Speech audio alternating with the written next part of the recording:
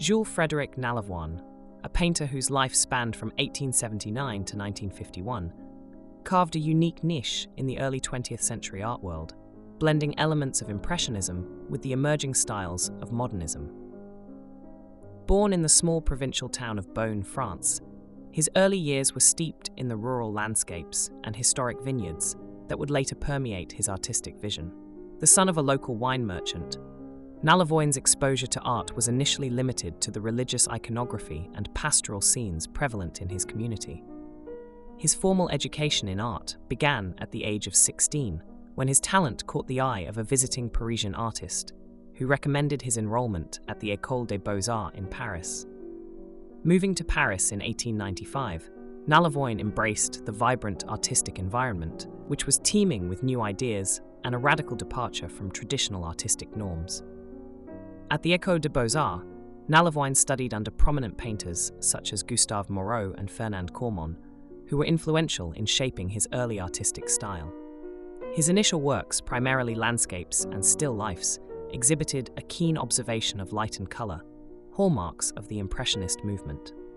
However, unlike his contemporaries who often focused on urban scenes, Nallavoine's subject matter remained deeply connected to the rural vistas of his childhood.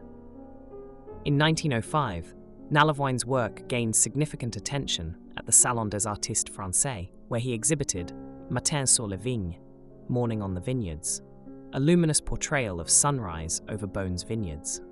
This piece was celebrated for its vibrant color palette and the emotive quality of light, characteristics that would define much of Nallavoine's later work. The success at the Salon marked the beginning of his ascendancy in the Parisian art scene, and over the next decade, his reputation as a master colorist grew. The outbreak of World War I in 1914 marked a turning point in Nallavoine's life and work. Drafted into the French army, he served on the Western Front, an experience that deeply affected him both personally and artistically. His post-war paintings, such as Le Retour du Front, The Return from the Front, 1919, depicted the haunting, desolate landscapes of battlefields and reflected the psychological scars left by the war. These works diverged from his earlier focus on natural beauty, incorporating elements of expressionism to convey the emotional turmoil wrought by the conflict. The 1920s and 1930s saw a diversification in Nallavoine's artistic endeavors. He traveled extensively across Europe, North Africa, and the Middle East, broadening his thematic and stylistic horizons. Influences from these travels were evident in works like Marché à Tunis, Market in Tunis, 1926, where the exotic colors and lively scenes contrasted sharply with his earlier, more subdued European landscapes.